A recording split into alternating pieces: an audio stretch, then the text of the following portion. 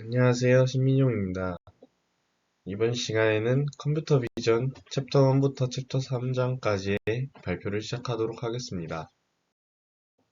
다음은 목차입니다. 첫 번째는 이제 챕터 1장의 인간의 시각을 흉내내는 컴퓨터 비전에 대해 설명할 것이고, 챕터 2 오픈 CV로 시작하는 컴퓨터 비전, 챕터 3 영상의 산술 및 논리 연산에 대해서 설명해 드리도록 하겠습니다. 1장에서는 이제 왜 컴퓨터 비전인가?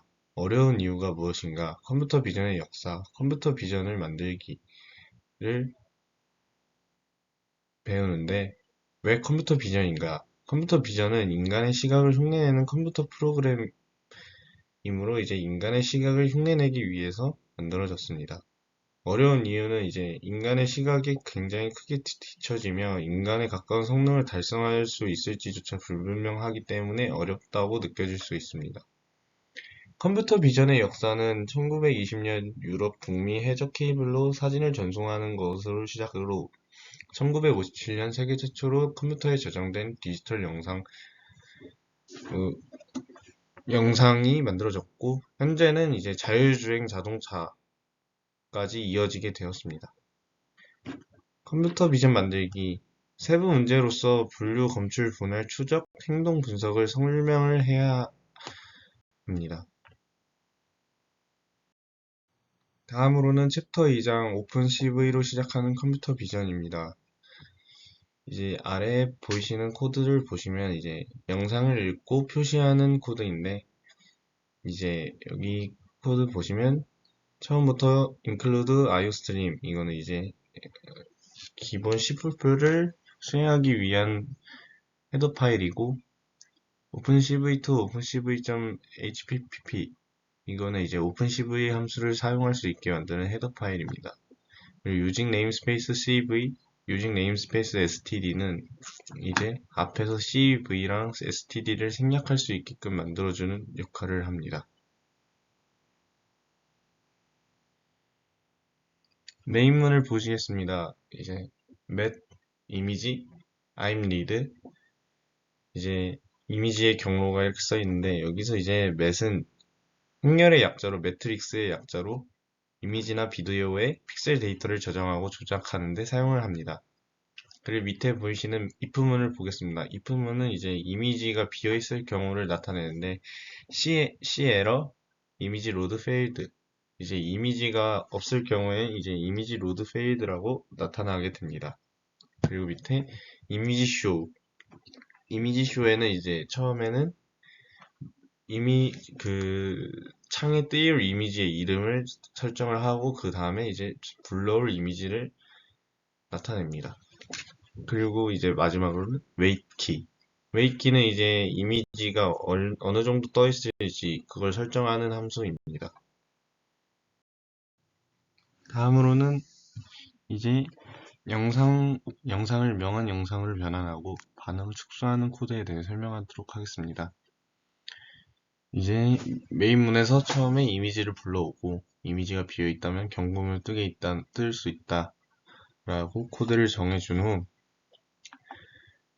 그레이라는 것을 가져옵니다. 이제 그레이는 인풋인 이미지를 아웃풋인 그레이로 변환을 시켜서 받을 이미지입니다.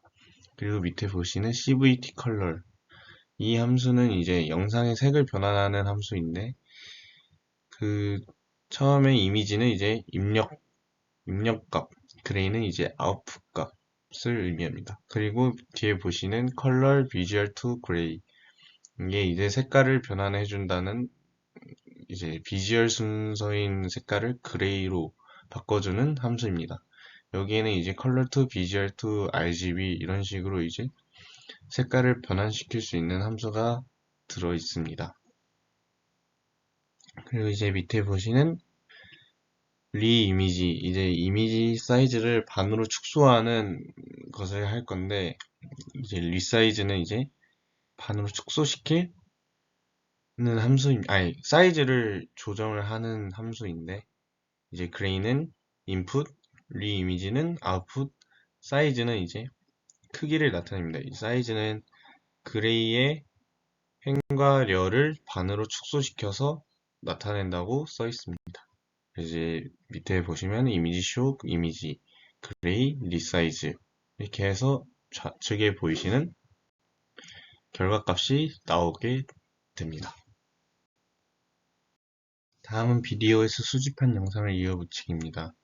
이제 이 경우는 이제 웹캠이 필요한데 웹캠을 연결시키는 함수를 사용합니다. 이제 여기 보이시는 벡터 맷 프레임스, 이거는 다수의 이미지나 비디오 프레임을 동적으로 관리할 수 있는 것을 의미합니다. 그래서 이제 반복문을 보시면 프레임을 웹캠이랑 연결시켜서 카메라에서 현재 프레임을 읽어와서 프레임 맷의 객체에 저장을 합니다. 근데 여기 if문을 보시면 프레임이 없다면 에러가 뜰 수 있게끔 만들어서 오류가 안 나게끔 만들어 줍니다. 그리고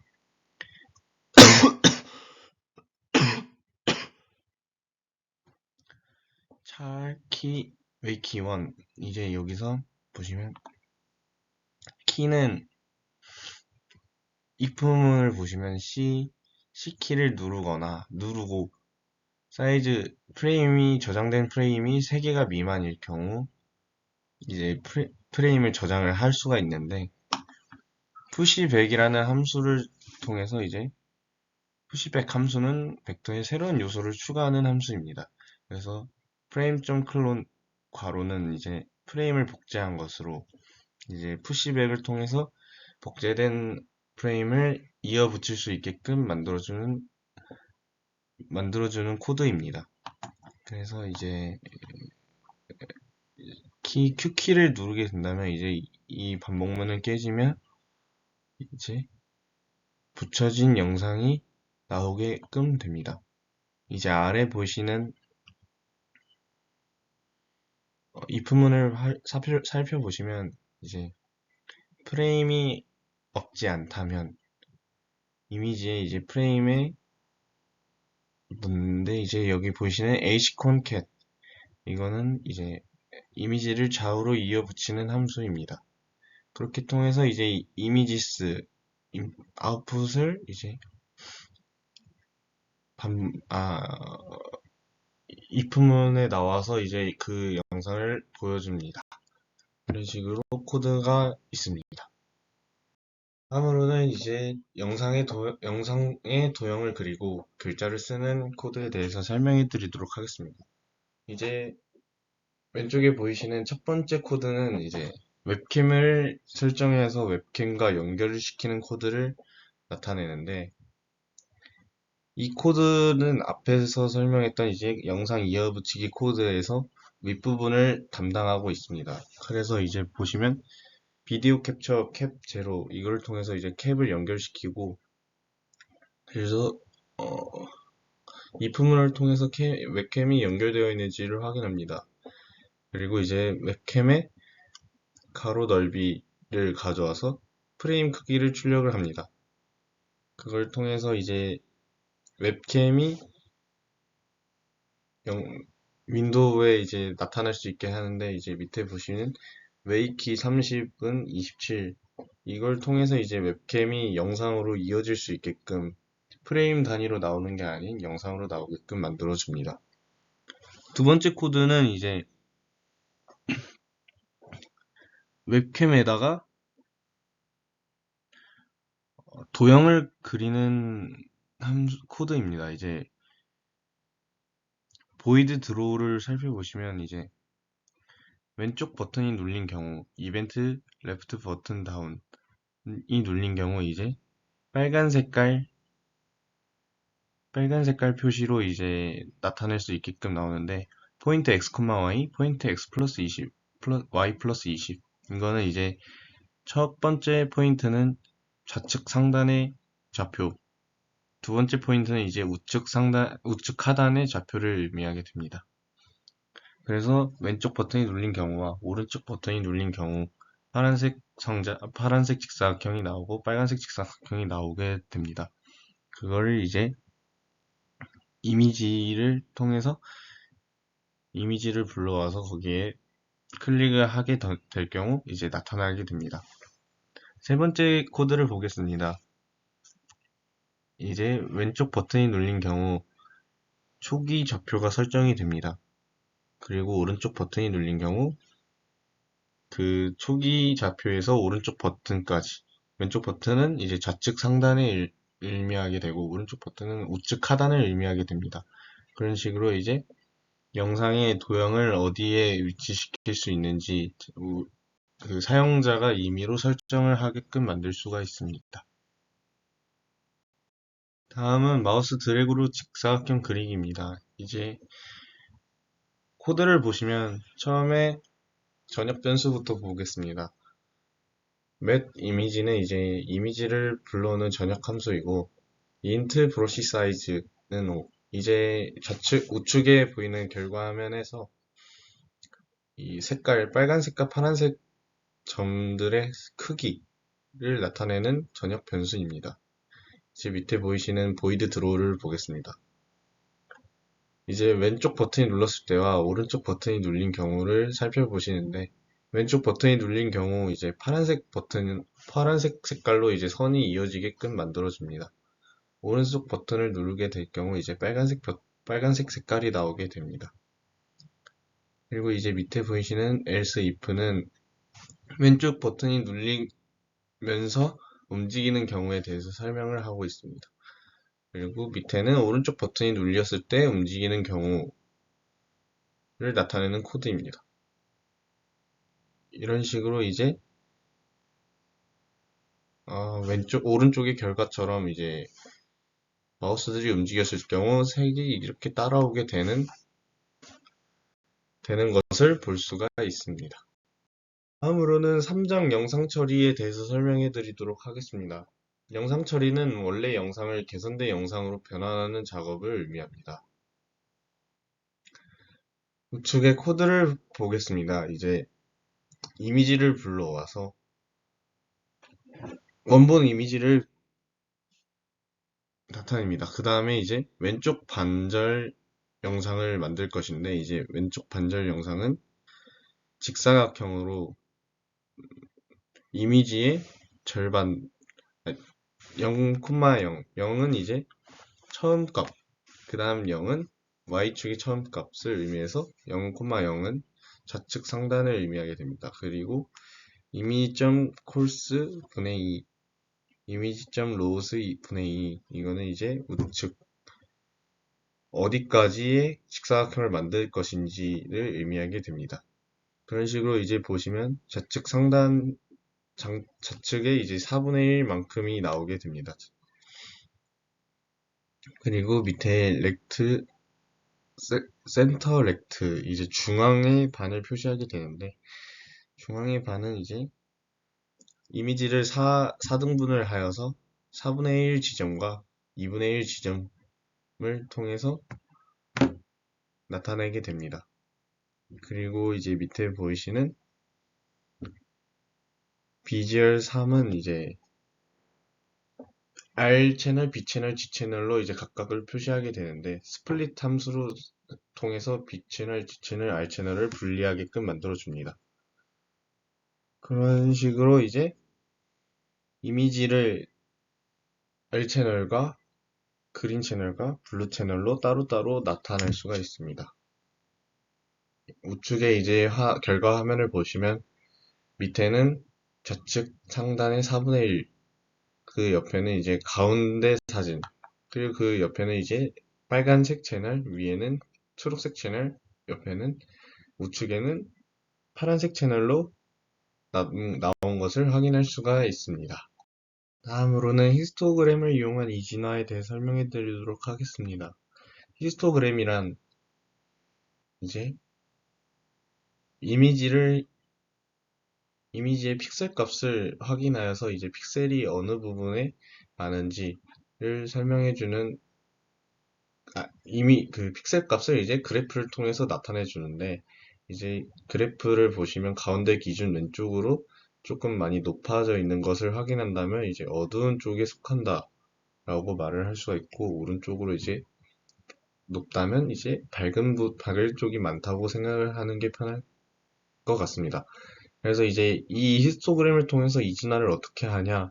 이제 여기 우측에 보이시는 결과 화면을 보시면 이 왼쪽에 엄청 높게 솟은 그래프와 이제 우측에 조그맣게 솟은 그래프 사이를 임기값으로 설정을 한다면 왼쪽 부분은 이제 0, 오른쪽 부분은 255로 이제 명암 대비가 뚜렷하게 나타날 수 있게끔 만들어 줍니다. 코드를 보시면 이제 명암 이 색깔 영상을 이제 흑백 영상으로 바꿔주고 그래서 히스토그램을 나타낼 수 있게 칼크히스트라는 함수를 통해서 나타낼 수 있는데 이제 나타낼 이미지 그리고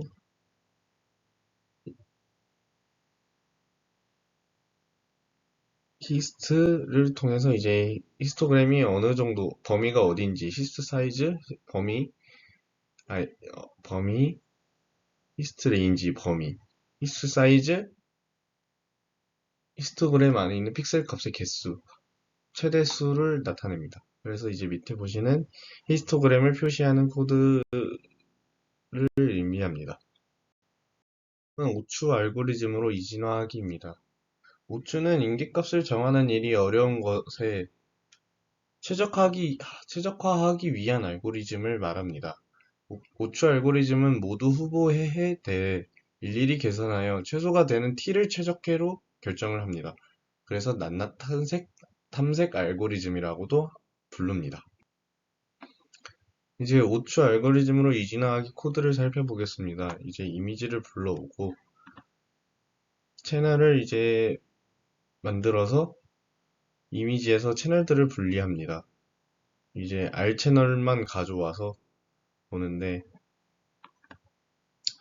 threshold 이거는 이진화하는 함수입니다. 이진화하는 함수 R 채널 input 바이너리 이미지 output Vmax는 이제 최소가 어디 최대가 어디 이거를 의미하는데 0,255 하면은 0값과 255로 나누게 됩니다. 그리고 트래시 오추 이제 오추 알고리즘으로 이진화하는 코드의 함수입니다. 그래서 이걸 우측 화면을 보시면 처음에는 그냥 R 채널만 나타냈는데 이제 왼쪽 화면을 보시면 오추 알고리즘을 통해서 이진화한 결과값입니다. 이제 그레이 스케일의 이미지와 오추 알고리즘의 이미지는 많은 차이가 나타나는데 255와 0으로 나타내서 명암 대비가 뚜렷하게 나타나게끔 만들어졌습니다. 다음은 모폴로지 연산 적용하기입니다. 모폴로지 연산에는 기본적으로 침식, 팽창, 열림, 닫힘이 있습니다. 모폴로지는 구조 요소를 이용해 영역의 모양을 조작하는데 우측에 이제 결과 화면을 보겠습니다. 이제 위에 보이시는 큰 화면은 이제 이진화를 통한 영상이고 밑에 보이시는 작은 사진들은 맨 오른쪽부터 4분의 1 크기로 자른 영상이고 그 왼쪽엔 팽창, 닫힘, 침식으로 되어 있습니다. 이제 침식을 보시면 원본 영상과 달리 많이 잘려 있는 것을 확인할 수가 있는데 침식은 이제 잘려 있는 것을 많이 퍼져 있는 것을 자르게 만들어주는 역할을 합니다. 닫힘 같은 경우는 이제 원본 영상에 비해서 선들이 끊어져 있던 선들이 붙어 있는 것을 쉽게 확인할 수가 있고 팽창 같은 경우는 이제 원본 영상에서 조금 더 두꺼워진 것을 확인할 수가 있습니다.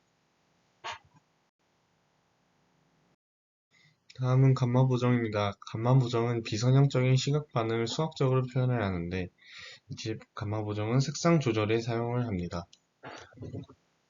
코드를 보겠습니다. 코드에는 이제 met 감마라는 이제 함수를 설정을 하는데 이제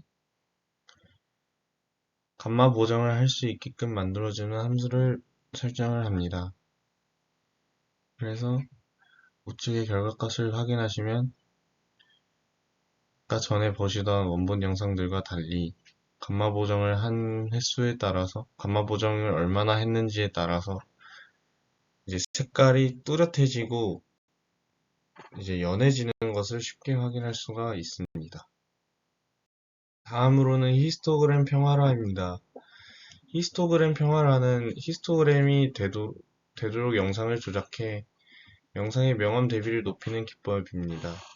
이제 우측에 있는 결과 화면에 그래프를 확인해 보겠습니다. 그래프가 이제 좌측은 원본 영상의 히스토그램이고 우측은 평활화를 진행한 히스토그램인데 이제 평활화를 하게 될 경우 위에 보이시는 결과 화면에서 어두웠던 부분이 조금 더 밝아지고 색이 좀 퍼져 있는 것을 확인할 수가 있습니다. 밝은 부분은 조금 더 밝아지고 어두운 부분은 조금 더 어두워져서 이제 그것을 쉽게 확인할 수가 있게 만들어졌습니다.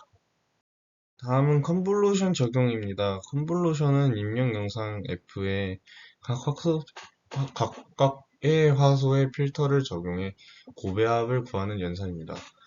컨볼루션은 연산 도중에 발생하는 값을 입력 영상 F 자체에 기록하는 제자리 연산으로 구현할 수가 없습니다. 컨볼루션 결과는 별도의 출력 영상 F에 기록을 해야 하기 때문입니다. 그래서 우측 결과 화면을 보시면 이미지에 바나나라는 글씨를 써서 컨볼루션을 했습니다. 그걸 통해서 이제 밑에 보시면 컨볼루션 한 값을 확인할 수가 있습니다. 다음은 기하 연산입니다. 기하 연산은 보관을 이용한 기하 변환. 동차 좌표에 대해서 먼저 설명을 하면 동차 좌표는 2차원에 1을 추가해 3차원 벡터를 표현하는 말을 합니다. 변환 행렬은 아무리 여러 개를 곱해도 직선은 직선을 유지되고 평행인 평선은 평행을 유지합니다. 이런 성질을 가지지 않는 변환과 구분하려고 어파인 변환이라고 말을 합니다. 이제 보관을 한다면 후방 변환이 아닌 전방 변환을 사용한다면 크기만 커져서 비어있는 부분이 생기는데 이 비어있는 부분을 에일리싱이라고 합니다. 이 에일리어싱을 방지하기 위해서 후방 변환을 나타내는데 후방 변환은 이제 결과 영상에서 좌표만 따서 좌표값을 이제 작은 이미지에서 좌표에 대한 픽셀 값을 가져오는 역할을 합니다. 그래서 이 보관법에는 이제 최근접 이웃 보관이랑 양선형 보관서 양3차 보관법이 있는데 최근접 이웃은 반올림을 해서 가장 가까운 화소에 배정하는 방법입니다. 그리고 양선형 보관은 이제 크기가 커진 픽셀에서 픽셀과 픽셀 사이의 값에서 비중이 얼마나 되는지, 거리가 얼마나 되는지 그 값을 통해서 그 가운데 비어있는 공간에 픽셀을 정하는 보관법입니다. 우측 코드를 보겠습니다. 이제 우측 코드는 원본 이미지에서 사각형을 설정해 사각형을 양3차 보관, 양선형 보관, 최근적 이웃 보관을 통해서 결과 화면을 보여주는 코드입니다. 이제 위에 보이시는 패치는 이제 직사각형, 어디 위치에 직사각형을 위치시킬 것인지를 나타내고, 이러한 패치 1, 패치 2, 패치 3, 이제 이거는 결과값을 나타내는 변수입니다. 이제 리사이즈를 통해서 결과를 크기에 만들 수 있는데, 이제 인터 리스트, 최근적 이웃, 인터라이니어, 양선형 복합, 인터큐빅, 양3차 복합. 이걸 통해서 이제 이렇게 코드가 나타나는데 다음 슬라이드에서 이제 결과 화면을 보겠습니다. 결과 화면입니다. 이제 원본 영상에서 직사각형을 통해서 이거 직사각형이 안에 있는 것을 양선형, 최근적, 양3차를 통해서 보이는데 이제 양선형과 양3차를 보시면 최근적 이웃 보관에 비해서 그 경계선이 흐릿하지 않은 것을 쉽게 확인할 수가 있습니다. 이렇듯이 이제 양 3차 보관이랑 양선형 보관은 최근적 이웃에 비해 성능이 조금은 더 좋다라고 알 수가 있습니다. 여기까지 이제 챕터 1부터 챕터 3장의 발표를 마치도록 하겠습니다. 감사합니다.